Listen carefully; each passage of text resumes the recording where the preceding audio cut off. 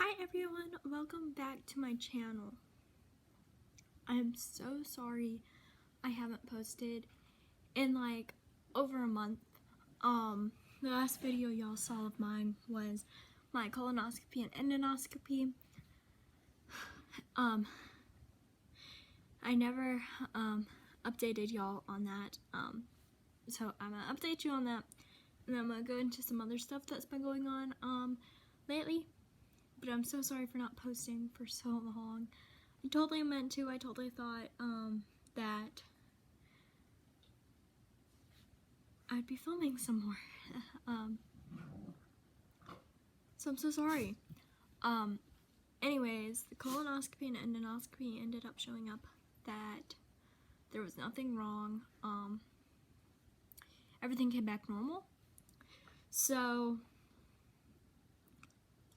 we have some more GI testing to do. They're thinking about doing a gastric emptying study, but in the meantime they started me on medication to see if this medication will work after multiple other medications for my GI have failed, or if it helps to the extent that we need it to, or if we're going to have to intervene some other way to stop me from continuing to lose weight. So yeah, but during the colonoscopy and endoscopy, they drew labs, and it ended up coming back that my ferritin and iron levels were dangerously low. My ferritin was at a 5, and your ferritin at a minimum needs to be a 30. So having it at 5 is dangerous. And then my iron saturation was also very low to the point where it was also dangerous. So they started me on iron infusions. So for the past 3 weeks, every single Thursday, I have went in and got an iron infusion. And yeah, so the first week I went in for the iron infusion. They placed an IV, and then they drew labs. Well, whenever they draw blood from me, my body freaks out. I go into pre-syncope. I occasionally pass out. So of course I went into pre-syncope after they drew labs, and we had to elevate my feet and wait for my body to calm back down.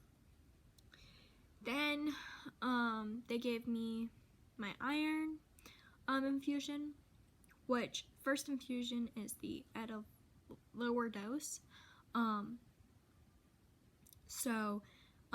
My very first infusion was at the lowest dose that they gave me out through this process. So they started that iron infusion, and the reason why they do it at a lower dose the very first time is to make sure that you don't have any sort of reaction to it, because some people have bad reactions to iron infusions. I get flu-like symptoms for like 2 to 3 days after, as my body is trying to process the iron.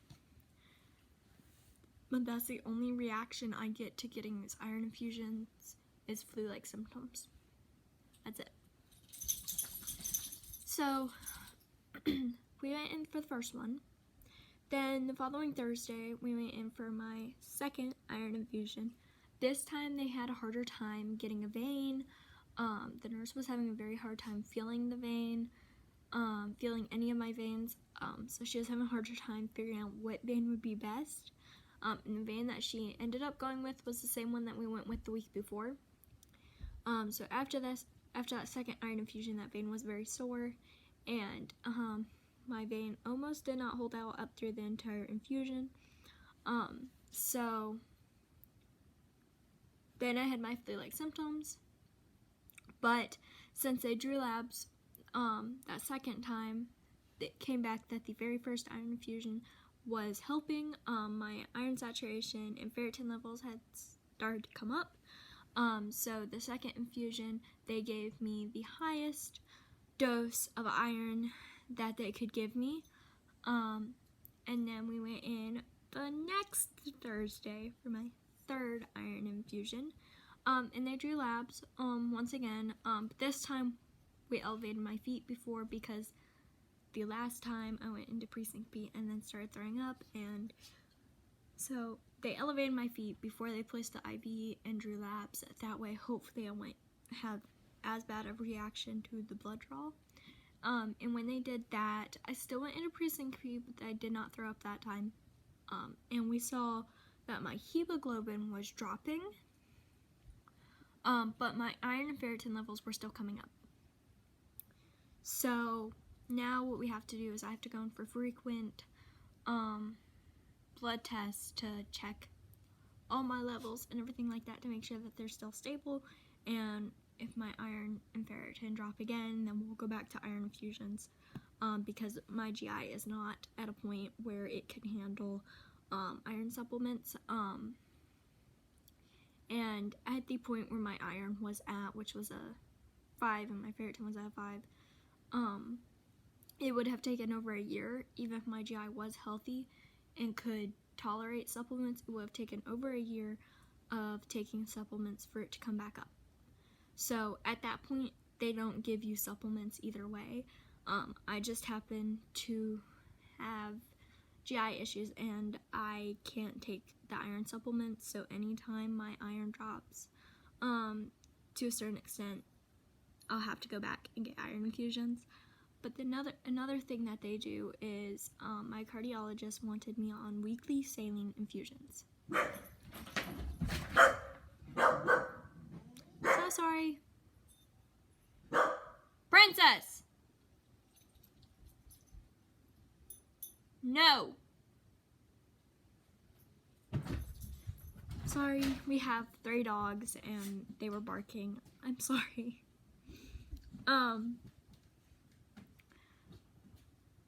So I also get weekly saline infusions for my P.O.T.S. If you don't know what P.O.T.S is, head over to my channel and there's a video explaining exactly what P.O.T.S is if you are interested in it. So they, my cardiologist wanted me on weekly saline infusions to help with my P.O.T.S and my symptoms of P.O.T.S. One of the things that comes along with P.O.T.S is very low blood level, blood volume. Therefore, I don't have much blood to begin with because my body can't make it because I don't absorb water or salt very well. So what the saline infusions are supposed to help with is not only to help your body and encourage your body to make blood, but it also, for me, it lasts 48 hours. The effects of the saline infusion help for about 48 hours after the infusion. It kind of just gives me a boost of energy and I can do a little bit more, not a ton more, but a little bit more activities than I could before. So like going out to the store and going shopping for like 20-30 minutes or so, where I can't really do that without the saline infusions. Without the saline infusions, I can't stand that long. Even with saline infusions, I can only stand around 10 minutes. I have to keep on moving. I can't stand still, or my blood pulling will get bad and I will pass out. So even when I go to the store, lines are really hard, so I don't really go to the store very often. But with the saline infusions, it allows my body to feel like it has more blood, so it still feels like it has enough blood circulating, which allows me to be able to stand for like a few minutes longer than normal. So yeah.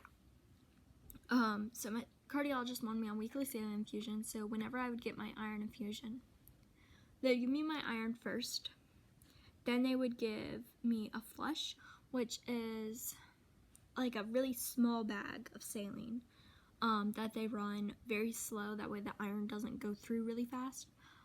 So they run that very slow to flush the iron completely through the line, and then they give you your saline infusion, because they can run saline a little bit faster than they can run iron. So then they give me my saline infusion, and then they would flush the line one more time with a saline flush, like in the syringe, like a normal flush. And then they would take out my IV, wrap my arm up, and then we would be done. So I did that for 3 weeks. So now I'm done with that.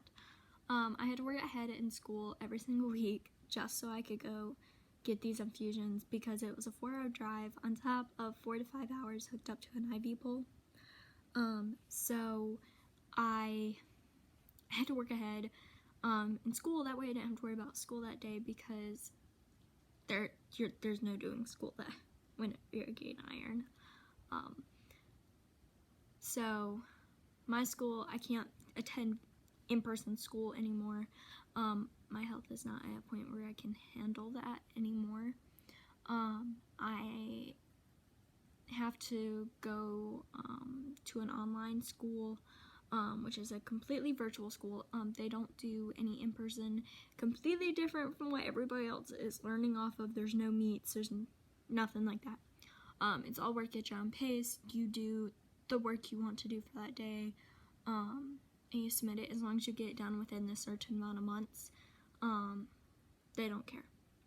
So I'm doing that, so I was able to work ahead. So I would work Saturdays and Sundays. I'd work Saturday and then I'd work on school Sunday, just so I could have Thursday off for these infusions. So it was kind of busy, and then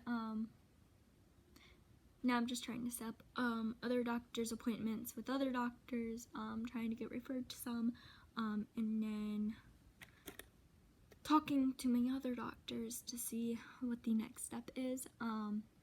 So yeah, if you are interested in getting more frequent updates, my Instagram gets updated a whole lot more, and I post a lot more on my Instagram than I do on YouTube, which is underneath the same exact name as my YouTube channel, so it should be pretty easy to find if you're interested in getting more frequent updates.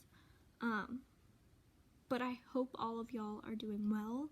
I'll insert some photos of me getting these infusions after this clip, but I hope everybody's doing well, and I hope that this video was educational.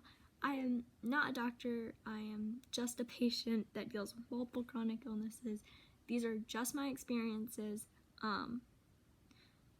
So my experience could be completely different than yours.